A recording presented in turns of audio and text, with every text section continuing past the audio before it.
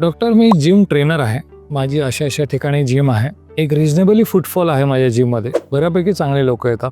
पण मलाच हे जाणून घ्यायचं होतं की बेसिकली आमच्याकडे जे जिम करताना जे लोकांना वेगवेगळे ऑर्थोपेडिकचे व्याधी त्रास होतात, तर बऱ्याचदा काही ऐकून बघून, टीव्ही बघून, मोबाईलमध्ये बघून, थोडेफार माझ्या सिनियर्सने सांगितलेले किंवा जे काही पूर्वानुभव असतात त्यानुसार आम्ही रुग्णांना सल्ले देतो. आणि एक इंडियन मानसिकता अशी असते की ठीक आहे, डॉक्टरकडे जाण्यापेक्षा याने जे सांगितलेलं आपण ते पहिले ऐकून घेऊ. आणि by the time the patient comes to a skillful orthopedic surgeon, probably the golden bus has been missed. असं होऊ नये म्हणून काही सुज्ञ जे ट्रेनर असतात किंवा जिम इन्स्ट्रक्टर्स असतात किंवा जे जिम चालवणारे लोक असतात, ओनर्स असतात, ते आमच्यापर्यंत काही येतात. See, the thing is that मी नेहमी सांगतो की आपण आपल्या मर्यादा ओळखल्या पाहिजे ना. Chiropracticing is something all together a different science. मी त्याचा स्नातक नाही, त्याच्यामुळे मला त्या प्रकाराचा अभ्यास नाही. ते चांगलं आहे वाईट आहे हे मी बोलू शकत. मी आमच्या सायन्समध्ये, ॲलोपॅथीमध्ये ऑर्थोपेडिक इंजुरीज तुम्ही कशा ॲड्रेस केल्या पाहिजे त्याची एक छोटी गोष्ट तुम्हाला एक सांगतो जी तुम्ही लक्षात असली पाहिजे. कुठलीही वस्तू क्षमतेपेक्षा जास्त वापरली गेली, गरजेपेक्षा त्याच्यावर जास्त लोड येऊन गेला, तर ती दुखापत करेल, ती इंजर्ड होईल. हा सिम्पल थंब रूल असतो किंवा बेसिक सायन्स असतो. हल्ली एक सर्वसाधारणपणे एक नजीकच्या काळात पुढच्याच आठवड्यापासून एक मोठ्या प्रमाणात पोलीस भरती होणार आहे आता महाराष्ट्रात. 12 महिने मुलं तयारी करतायत, त्याची खूप मोठी तयारी करतायत. अगदी रोज ऊन पाऊस वारा, सकाळी उठतात, धावतात आणि पार पायाला स्ट्रेस फ्रॅक्चर होऊच तोवर धावतात. असे रुग्ण ऐनवेळी परीक्षेच्या तोंडावर येतात आणि मग दुखावतात. डॉक्टर 8-15 दिवस झाले, महिना झाले दुखते, मी हे करून बघितलं, ते करून बघितलं, त्या चोळणाऱ्या बसवल्या, ही गोळी घेऊन बघितली, तो स्प्रे मारून बघितला, तो बाम लावून बघितला, पण फरक नाही पडत आहे. किंवा आता तो अगदी मेटाकुटीला आलेला असतो की डॉक्टर 8च दिवसावर माझे प्रॅक्टिकल आहे, मला धावायचं आहे आणि माझा पाय लंगडतोय, मी काय करू. दुर्दैवाने असा प्रसंग कुठल्याही विद्यार्थ्यावर यायला नको, पण येतात. मी प्रॅक्टिसमध्ये रोज बघतो आणि गेल्या महिनाभरात तर इतक्या मोठ्या प्रमाणात बघितलेत की थोडासा वाईट वाटतं की या मुलांनी 1-1.5 वर्षाची केलेली तयारी अगदी तोंडावर तर इतकी मोठी दुखापत घेऊन आलेत, तर त्यांना डिस्करेज तरी असं करणार की तो आता धावू शकत नाही, असं म्हणून आपण त्याला गलित गात्र नाही करू शकत. तर असे प्रकार आपल्यासोबत होऊ नये, आपल्या विद्यार्थ्यांसोबत होऊ नये, आपल्या क्लायंटसोबत होऊ नये, म्हणून एक छोटीशी माहिती ही तुम्हाला असली पाहिजे की कुठल्याही धावण्याचा सराव अकस्मात मी आज चांगले शूज घेतले आणि आज 1 जानेवारी मी ठरवले की आजपासून मी धावणार आहे आणि पहिल्या दिवशी मी 4 किलोमीटर धावलो, तर त्या संध्याकाळी तुमचे पाय, पोटऱ्या, मांड्या आणि पेस अँसेरनस एवढे दुखावतील की तुम्ही म्हणाल कुठूनच धावलो असं. त्यामुळे वेल बिकन इज हाफ डन. तो एक प्रकार असतो की बेसिकली छोटा प्रकार तुम्ही अगोदरपासून करायचा, हळूहळू शाश्वत त्याच्यात वाढ करत जायची, जेणेकरून तुम्हाला इच्छित जे तुमचं टार्गेट आहे तुम्ही रीच करू शकतात.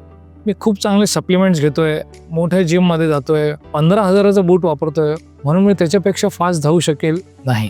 These are all adding factors which will just add to your basic capabilities.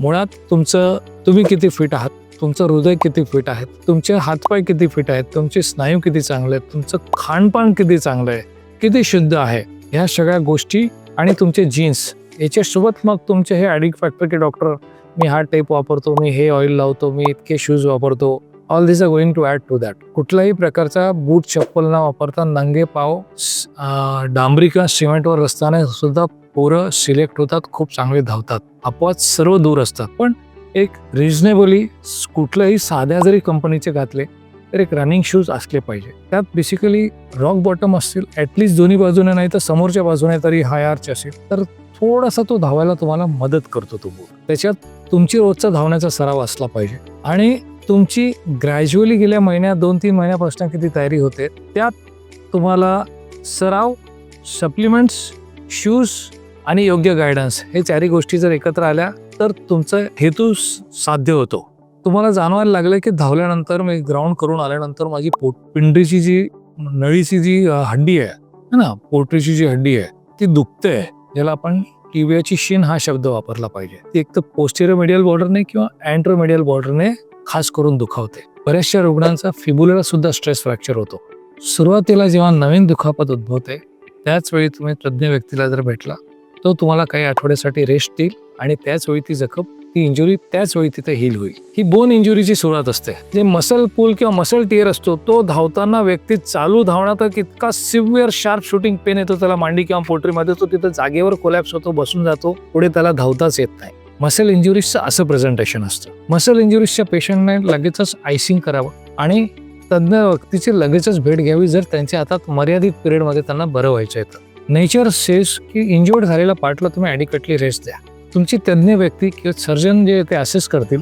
बऱ्याचदा मसल इंजुरीज एक्सरेत दिसत नाही, सिटी स्कॅनमध्ये दिसत नाही. गंभीर स्वरूपाच्या इंजुरीजला MRI करायलाच लागतं. त्यावेळी बेसिकली त्याच्यात आपल्याला त्या ठिकाणी बायसेप्स फेमोरिस असेल, मीडियल हॅमस्ट्रिंग्स असेल किंवा तुमचे अजून क्वाड्रिसेप्स असतील, रेक्टस असेल, तर ह्या ज्या सहजासहजी किंवा जास्तीत जास्त इंज्युअर होणारे जे मसल्स आहेत, तर ह्या मसल्समध्ये आपल्याला त्या ठिकाणी तिथं एडिमा दिसतो. तीव्र स्वरूपात जी फाटलेली स्नायू असतो, पेशंट असतो, त्याला स्ट्रेचरवर आणायला लागतं. तो असं चालत येत नाही.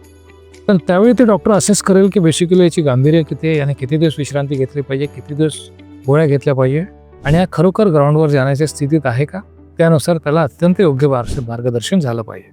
तुमच्या बाबतीत असं कोणी जवळची व्यक्ती आहे का ज्याला वारंवार स्पोर्ट्स इंजुरीज होत आहेत, वारंवार मसल टेअर होतोय, शिन पेन आहे जो बराच झालेला नाही आहे, असं काही जर असेल तर कृपया तुमचा रुग्ण तुमच्याकडे असलेले सगळे तपासण्या तेवढं सगळे घेऊन जवळच्या तज्ज्ञ व्यक्तीची जरूर भेट घ्या.